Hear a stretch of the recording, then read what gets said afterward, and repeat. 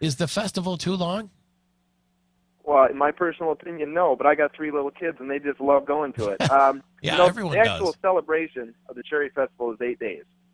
We go the first Saturday of July through the second Saturday of July.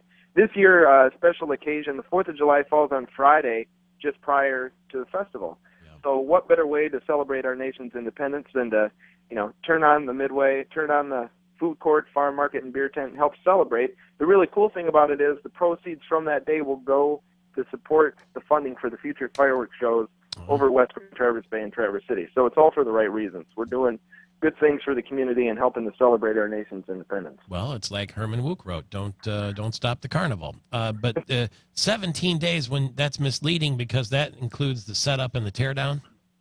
That's correct. And, we're not traditionally, we aren't actually on the property that many days.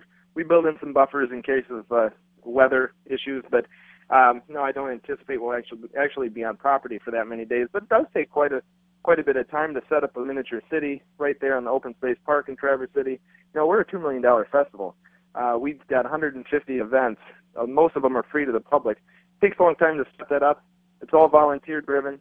Got a lot of hard workers out there who take 2 weeks off from their busy schedules to come down and help the festival set up and tear down. So we appreciate all their hard work, but it's no small task to get that ready. Let me ask you this. In travel, in terms of tourism and travel, 4th of July weekend, people are obviously going to come to Traverse City. Is there any thought of moving the festival to another period when maybe the attendance might be softer? We had this conversation in 2011 at the request of the city. We sat down, and I think you were up in Traverse City for another festival called the Traverse City Film Festival. Yes. And we sat down with them, and we discussed that possibility of perhaps moving dates around. And, really the only logical thing at that time was to try to keep Cherry Festival towards the front of July and keep the film festival towards the end of July, early August. Because if you get these two events, because they are so big, they are so popular, if you get them too close, there really isn't a chance to recover between the two. So we have discussed the possibility of moving later in July, but it just opens up a whole other can of worms of issues. We have traditionally been around that first week of full week of July. We seem to have success there. People tend to like that.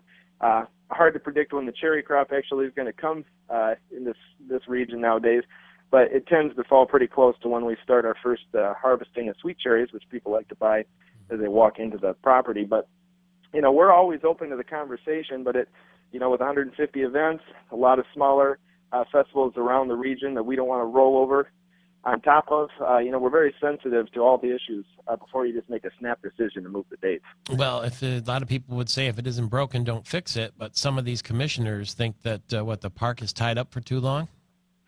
Yeah, and to some degree, I guess they have a point, and I think that we can work with the city to minimize the impact.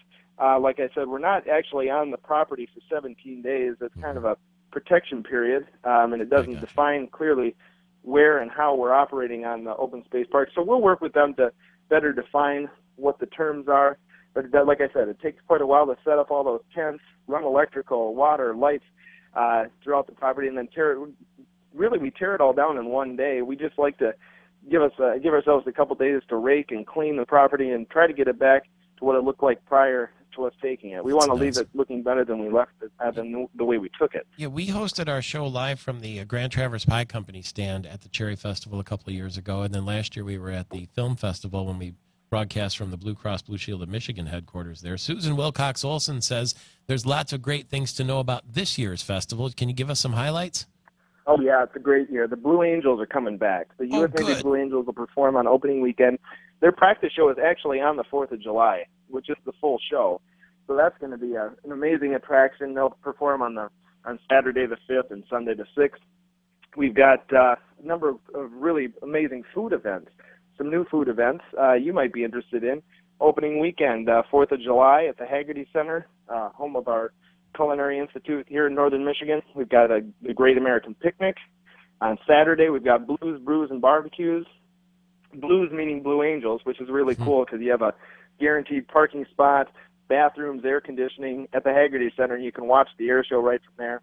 Local chefs doing barbecue in a competition voted on by those who purchase tickets to the event, local brews, and then Cherry's Divine on that Sunday, a wine and food pairing that we've been doing for about 8 years. So a lot of great foodie events that opening weekend. And we've got a great Bayside music stage lineup this year.